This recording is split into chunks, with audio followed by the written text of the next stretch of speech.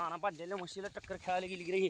अरे पोपट कसा आहे बघितलं हे मित्रांनो. म्हैस बांधली आहे अगं हिच्या अंगात औषध नाही बांधलेलं असून ती कुलीला मारते. ह्यात काय विषय नाही.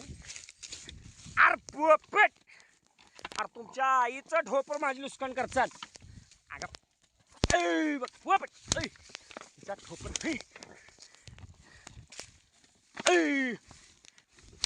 पोपट अरे पोपट के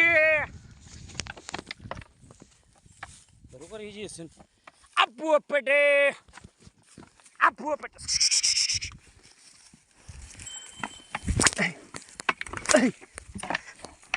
बघ पोपट अरे हिंगा दाना माझ्या अंगावर आली ती. हा अंगात नाही बळ पण हिंच्या आईचा दाना माझा दम भरला रे 11 माशी जनावरांनी. मला माहीत आहे तुझ्यात लेखंड आहे ती. आता ही कुटुंब रे तुझ्या आईचं ठोपर. विषय काय झाला माहीत आहे का. जरा पाठीमागं असताना समजायच्या पुढं ती रेडी भुरी आलती तिच्यासंग टक्कर खेळली. तिनं त्या भुरीला मारलं. हिनं बघितलं मी दुसरं वासरू बांधच तर हिनं जाऊन मोरावर पडली. चिपाडानं वळ काढून रगत काढलं हिच्या अंगावरलं तरी सोडलं नाही. शेवटी मोरा उच्चा मोरानं दिल्यावर सोडलं. कसं आहे दणका आपल्याला बी टक्कर लगेच सोडवायची काय गरज नसते.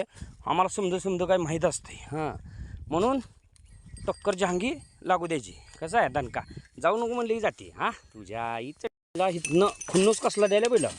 हां हो जसं काय की आता पळत जाऊन मारणार आता साखळी तोडून. हो ते तिकोंड बघा लागले हिनं इथनं माती उकरते.